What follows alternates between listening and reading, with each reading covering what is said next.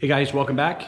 I was hoping to have a video for you with a little bit of flying. I was supposed to head down to Pine Bluff, Arkansas last weekend for a formation clinic, and unfortunately that got rained out. They had thunderstorms and rain come through the area, so they had to make the call earlier rather than later to cancel everybody.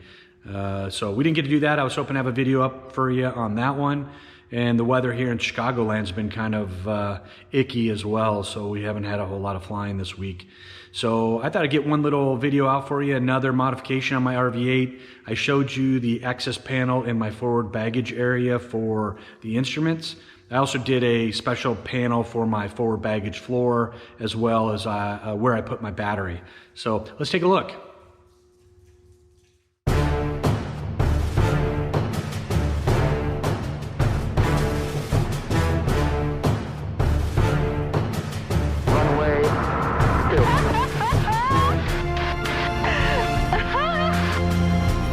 Yeah, you're funny. We're doing it! We're doing it!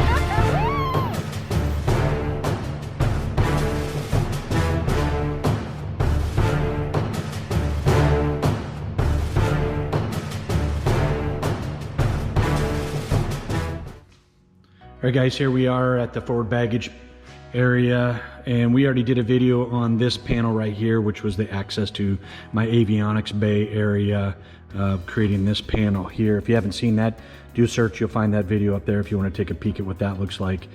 Today I want to just talk about the forward baggage floor. So Vans normally has this, it's all just screwed around the perimeter with a bunch of screws. And that can be kind of a pain in the butt to get those out, just as it is in that rear baggage area that we talked about in the last video. And so what I did, and my buddy Glenn did, I'll take the carpet kit out here, is we created this separate panel.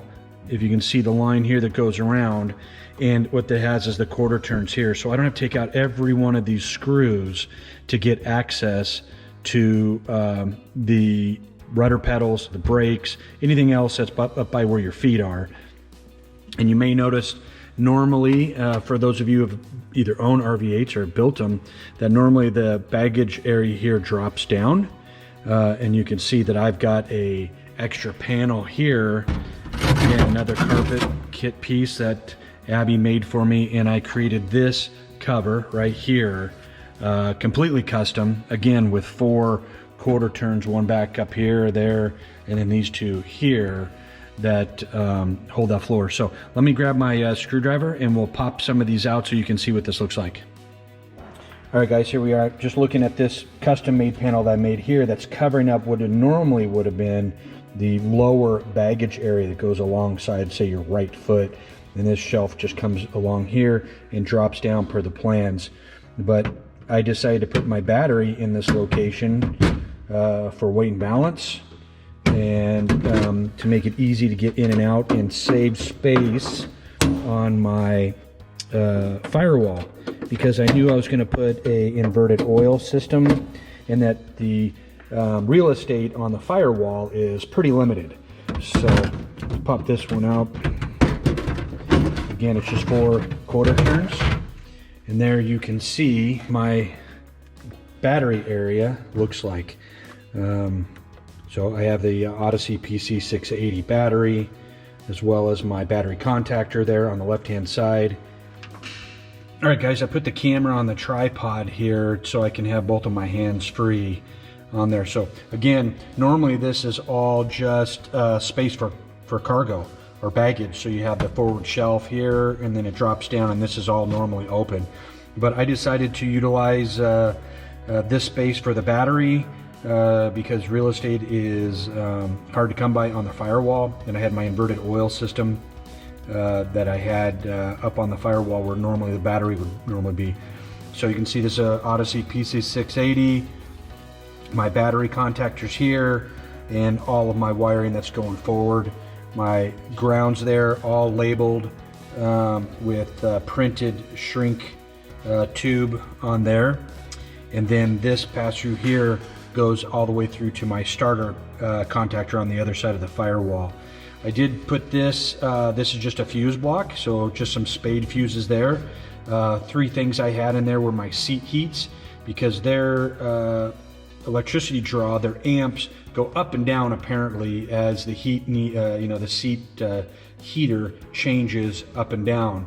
And that can cause issues, I guess, with the vertical power. So they recommended not running through that. So I went with just some spade fuses.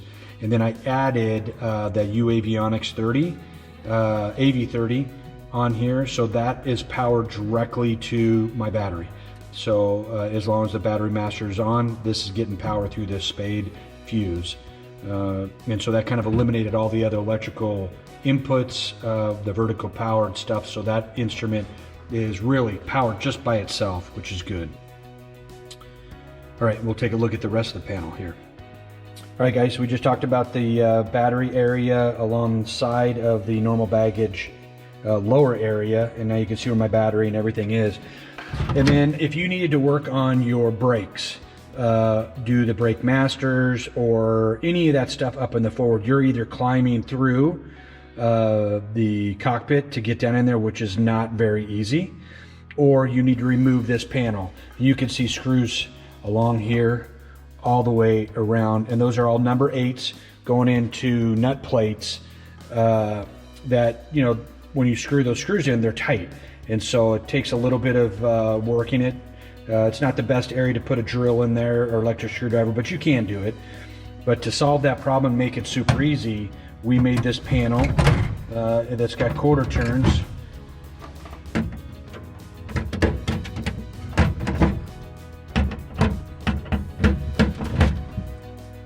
And so if I need to work on, say, my brake masters or do any brake work in the cockpit, because I don't have a single brake master cylinder, I have one on each brake itself.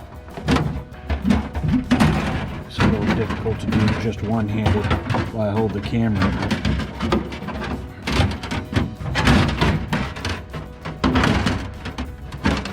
There, that wasn't so bad. So I can take that out, and now you can see how easy I have access to my brakes. And you can see the individual brake master cylinders there, one for each brake. So I don't have a line that runs up to the firewall. It's all located right there. I can get to my fuel pump, my electric boost pump there, and my vent as well. And you can see down here, that's my smoke oil line that's coming along the side. And then also my heater control cable, which is coming right up here. Kind of hard to see, I know, with the camera angle, but anyway, so I just wanted to show those two modifications I did. So this is not standard. This would all be one solid piece right here. I cut that out. I put in another sheet here to beef it up, and then the quarter turn cam locks around the edge. And so I could still take this whole panel out with these screws if I needed to have extra room. But right now this gives me full access, and you saw how quick it was to open that up, 10-15 seconds, pretty easy. So a nice tool to make it easier down the road when you're doing maintenance. One of those things that guys have in the past said, man, it's a real pain in the butt to get in there. It's a lot of screws putting that in and out. And here, this, I just popped it in, pop it out really easy. All right, guys, so there's a couple modifications I did. So the forward baggage area, lower units where I put the battery contactor, as well as my grounding block. I believe they call it a forest of tabs for all my grounds. And then that goes through the firewall, and then it's got a grounding strap going to the engine case.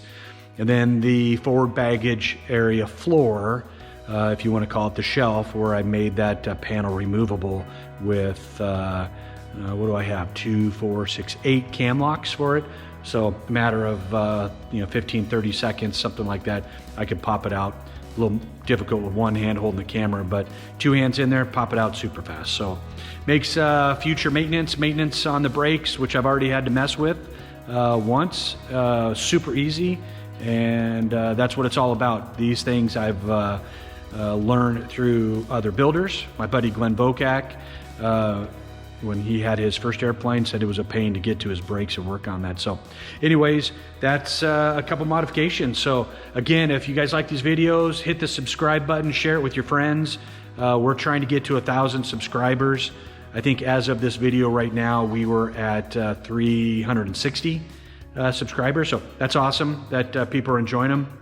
I'm hoping to get some flying in, so we'll get some more of the flying videos and the travel videos. So as soon as the weather gets good and the flight schedule works. So again, we appreciate it. Click the subscribe, hit the little bell button so you're always notified when I get a new video up. All right, hope you guys like them. We'll talk to you later.